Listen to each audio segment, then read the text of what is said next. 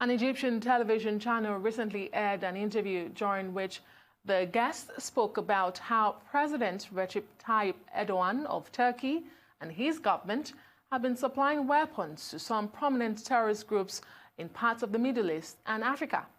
Raymond Ibrahim, a Shillman Fellow in Journalism at the David Horowitz Freedom Center and an expert on the Middle East and Islam, agrees with the Egyptian television station, adding that Erdogan's support of these non-state actors, including Boko Haram in Nigeria, has been common knowledge for close to a decade, but may have been brought to the fore again by the recent killing of Abu Bakr al-Baghdadi, the erstwhile leader of the so-called Islamic State.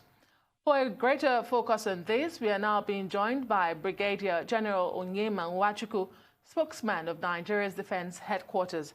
Thank you very much for joining us at this time. We do know you have a busy schedule. But let me quickly ask you, does this report come to you as a surprise?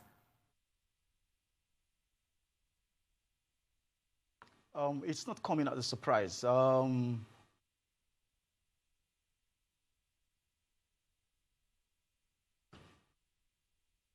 ahead. Go ahead. Yeah. Thank you for having me. It's not coming as a surprise to our country and, of course, to our armed forces. Considering the fact that we know that Boko Haram has been decimated, we know that they have been joined by Islamic State of West Africa. We know that Boko Haram had pledged allegiance over the years to ISIS. Haram is enjoying tacit support. It may not be open, tacit support from various terrorist organizations and perhaps other clandestine organizations and countries. Now, based on your military training and real-time experience, does Nigeria have any military pact or defense with Turkey? And what is the response of the country at this time?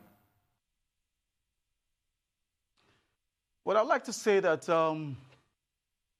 at the national strategic level, it's been given attention and concern, and the necessary attention and concern. And of course, you will agree with me that that is what informed one of the very recent policies, that's the border closure policies adopted at the national strategic level. Given the fact that severally our customs have intercepted weapon systems being shipped into the country, we've intercepted container loads of firearms, both light and heavy firearms, being shipped into the country. So it's been given attention at the national strategic level very adequately. But for a lot of people, you said this is not coming as a surprise, and you do talk about the response the country is having so far. But we wonder why the revelation is coming to the fore now and nothing has been said about it before. Yes, we're talking about the intelligence community here. Everything does not have to be churned out and put into the public domain. We're talking about intelligence. And good enough, somebody just made a reference to it in one of those international media. And I told you it's been investigated. It's receiving attention at the due attention at the national strategic level. It's been taken very seriously. And just like I told you, it's one of those issues resulted in the border closure, ensuring that, given the fact that firearms had previously been intercepted, all these activities have been based on requisite intelligence gathering. Well, indeed, because, local and international observers have wondered in recent times how the insurgents have gotten more sophisticated weapons in recent times. But let's look at Turkey now, because we do know Turkey is more involved in international military politics than Nigeria is. Would you agree? We have said. Would you agree that Turkey? Would you agree, if you allow me land here, would you agree that Turkey might be using Nigeria as a pawn in this high-pressure game? Sorry, I didn't get that. I didn't quite get that. Could you come again, please? The role of Turkey in all of this, the allegation, and the role Turkey is playing in international military politics at the moment. Is Nigeria a pawn in this high-pressure game? Nigeria is too sophisticated to be a pawn in the hands of Turkey. The armed forces of Nigeria is too sophisticated to be a pawn in the hands of Turkey. And I've told you that based on intelligence gathering, requisite intelligence gathering, several firearms have been intercepted. Container loads of firearms have been intercepted.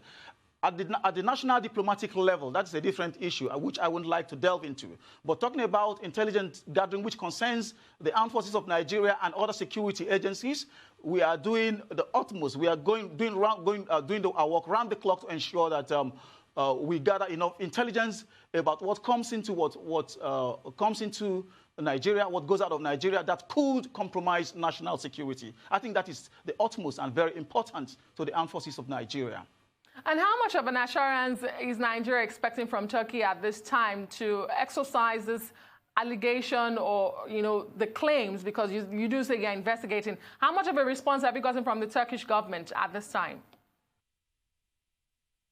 I told you that's going to be at the national strategical level and not at our own military strategic level. It's going to be at the national strategic level. It's going to be a diplomatic thing. Well, let's talk about something else, or perhaps let's stay with this, because a lot of Nigerians wonder what is the level of success that you say the Nigerian army is recording in the fight against the terrorism? Almost a decade now. What would you blame the inability thus far for the Nigerian army to win the war against terrorism? Why has it been so difficult? I think I would.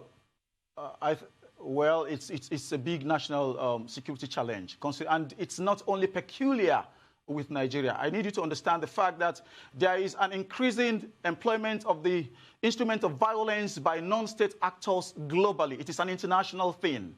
And that is why you find Boko Haram, for instance, pledging allegiance to ISIS. You find Islamic State of West Africa cropping up as an appendage, so to speak, of Boko Haram. And of course, working with another international terrorist organization like the ISIS. So it's not only peculiar to Nigeria. It's a global thing that requires global attention. Good enough at our level, national level, we are giving it attention.